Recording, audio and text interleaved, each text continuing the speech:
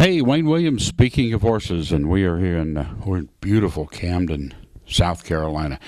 We're actually standing in a boardroom in the or adjacent to the Steeplechase Museum here, and I'm very pleased to be talking to Mr. Nick Ellis, who is the CEO of all of these operations here. So, Nick, welcome, and give us a brief history about the racing industry here in South Carolina. Just a quick lesson. Well, the racing industry has been in South Carolina since the early part of the 19th century.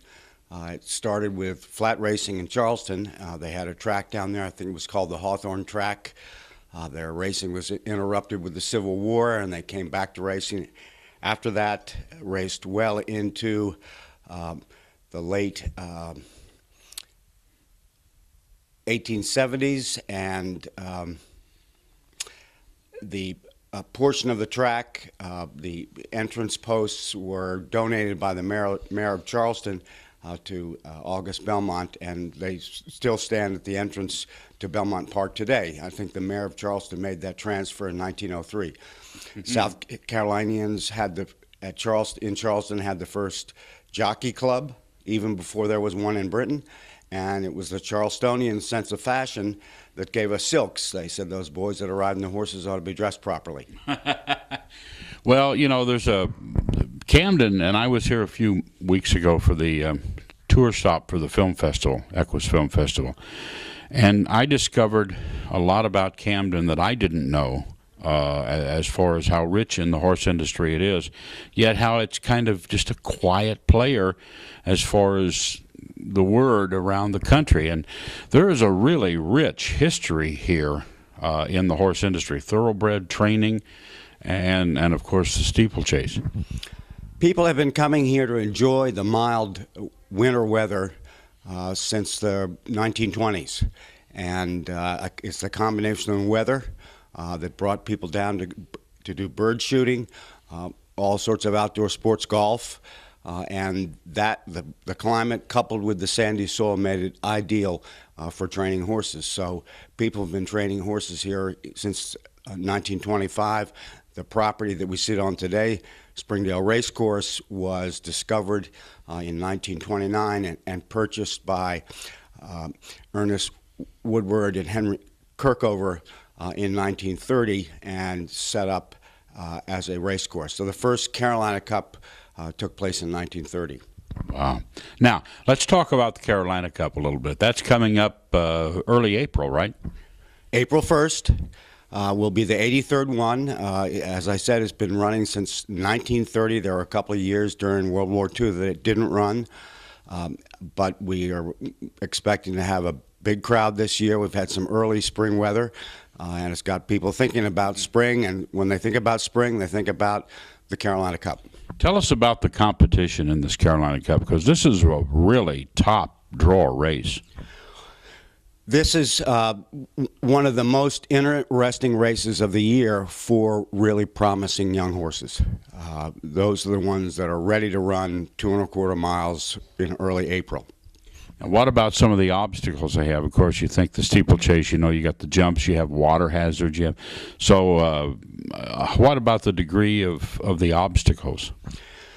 Well, we do have a timber race this year, and this is something we've put in the last maybe 3 or 4 years ago. We started running a timber race, which is post and rail solid fences. We have one race over timber, and we have 3 other races over the new national fence, more typical looking steeplechase fence. The Carolina Cup for many years was run over post and rails, and it was switched in 1968 to run over brush. Well, it's and the grounds here. I mean, you can't see it on camera, obviously, but we're looking right out the window, and they're breezing some horses in the track. And this is all that area that was purchased. You said in 1929, right? Correct. It was purchased by Ernest Woodward. In the late 40s, he left it to Harry Kirkover. Kirkover subsequently sold it to Mrs. Ambrose Clark from Aiken, and Mrs. Marion DuPont Scott bought it in 1953. So she was the proprietress of the property for 30 years until her untimely death in 1983. Well, there's a lot of wonderful families with a lot of financial support to this industry that have been the backbone here in Camden for years. Absolutely. We've been very fortunate to attract a group of people, primarily from the Northeast, New York, Connecticut, that have come down here as sort of winter bunnies to get away from the cold weather and have left Camden a much better place, not just from an equestrian sense. Obviously, we have the training center and much of that because of them, but we have the Fine Arts Building, we have Springdale Hall, a lot of those other things in Camden which we all cherish, they help support. Well, Nick, it's been a pleasure talking to you, and I can only say Carolina Cup, April 1st. And I'll tell you, if you want some good South Carolina hospitality, you want some good food, some beautiful scenery, great horses, and the National Steeplechase Museum is here that I didn't even know existed until a few months ago. I mean, so I'm learning a lot about this myself, but you got to come here. You really do. Camden is the capital of steeplechasing in the United States. There's no place like Springdale Racecourse, not in the world. The racecourse itself is the only one where you can run 2 3/4 miles and not jump any one fence more than a single time. Wow. So give us a website. People can look you up. www.carolinacup.com.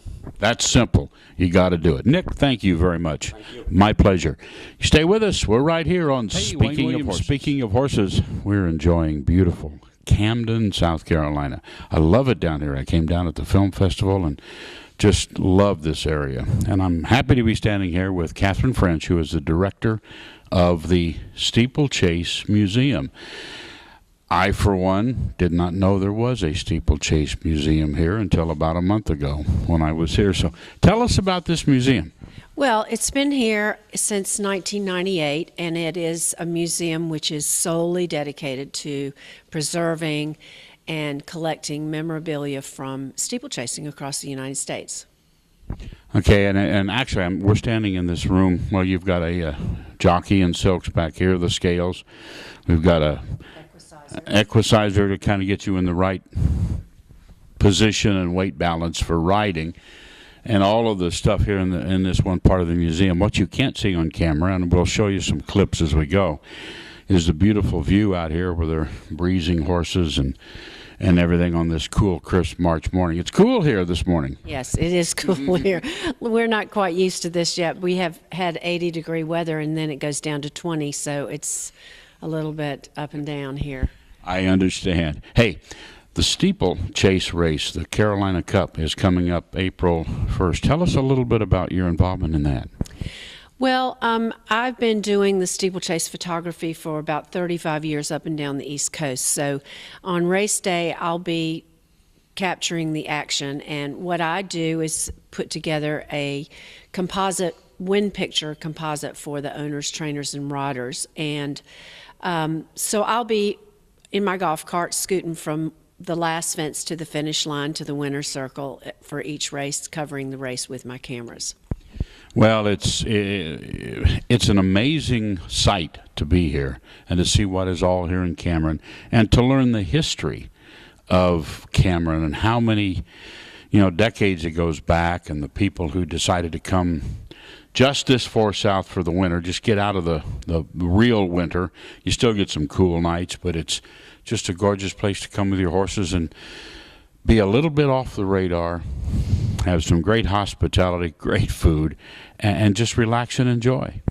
Well, Camden is not only an excellent place to train, especially here at Springdale, because we have over 600 acres, and a horse can go out every day of the week and go to a different spot and train every day, which is really kind of nice for them, because horses on the flat leave their stalls, they go out to the same oval every single day, and if they were smart, they wouldn't enjoy that too much.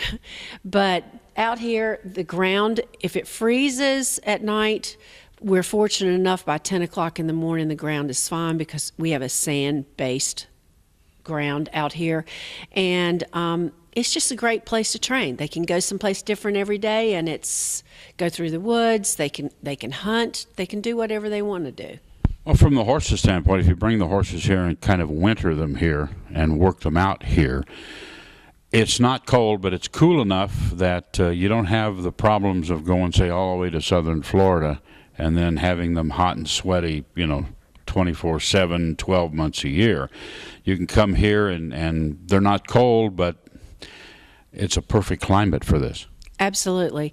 And a lot of the trainers that like to take advantage of the early race meets, the early hunt meets, will bring their horses to Camden because the ground is better and they can get them ready sooner than if you stayed in Maryland or Pennsylvania and trained during the winter months.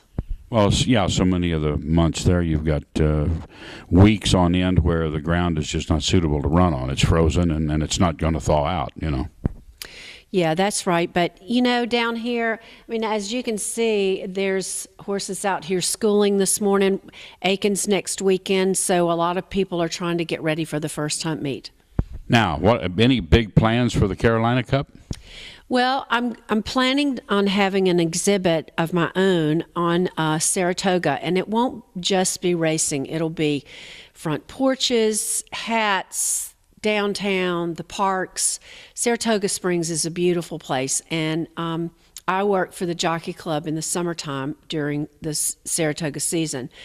And I decided last year that there are a lot of people, I think, who would go to Saratoga if they knew a little bit more about it. So in order to share Saratoga with the locals here in Camden, I decided to put together an exhibit on Saratoga. So we're having a low country boil and steamed oysters the night before the races, and the exhibit will open that night. So I'm hoping for a big crowd. Well, that's great. And by the way, I have done some things at Saratoga Springs at the track. And actually, a few years ago, they tried to do a horse expo.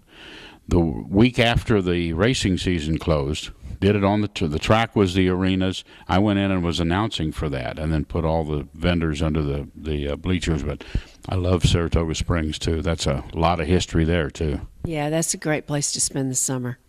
But what you want to do first is come to Camden, because this is a place that you got to discover it and learn what's going on here with the history. Thank you very much. Thank you. I enjoyed talking to you.